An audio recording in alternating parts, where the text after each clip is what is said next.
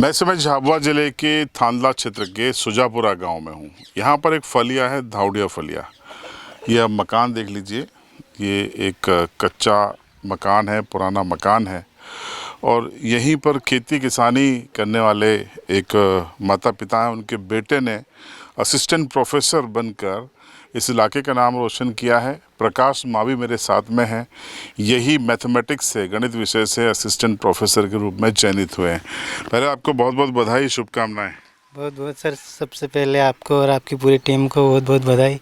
आप यहाँ तक पहुँचे इसके लिए। आप ये बताइए कि ये जो सफ़र था आपका, यहाँ आपने पढ़ाई कहाँ से शुरू की थी? इसी गांव से? सर इसी गांव से मैंने पहली से लगा के 8वीं तक इसी गांव में। इसी से। और उसके बाद फिर कहाँ पढ़े आप? फिर सर मैं रतलाम चला गया इसके लिए। हाँ। 8वीं से लेकर 12वीं तक और ग्रेजुएशन तक सर मैंने रतलाम में ही पढ़ाई की। आपके माँ बाप क्या करते हैं? सर मेरे माँ बाप खेती करते हैं। खेती करता है। इन्होंने कभी मजदूरी की कहीं? हाँ सर, मजदूरी भी वगैरह सब कुछ। तो अब आपके माता पिता ने संघर्ष करके आपको पढ़ाया? हाँ सर बिल्कुल।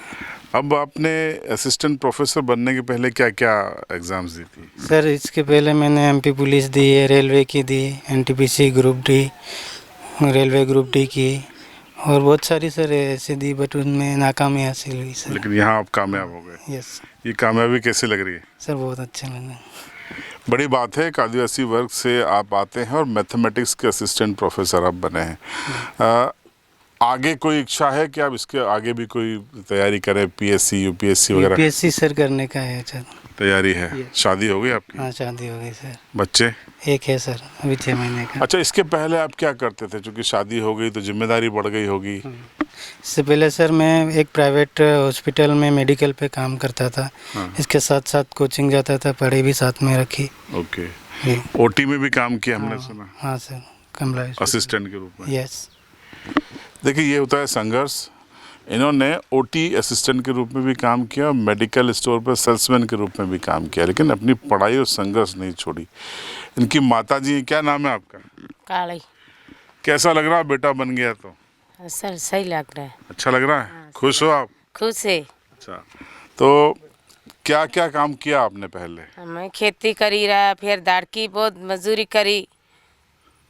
कहाँ पे मजदूरी करी? सूरज में गया, फिर कोटा गया था, फिर आखे मजदूरी करी।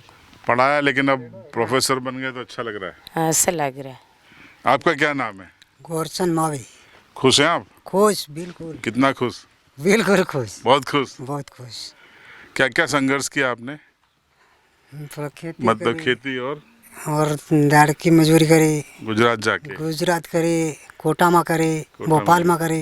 अरे वाह। बहुत मुसीबत करी, पर नतीजा अच्छा आया है। हाँ बढ़िया, बिल्कुल। अब आप बहुत खुश हो? बहुत खुश।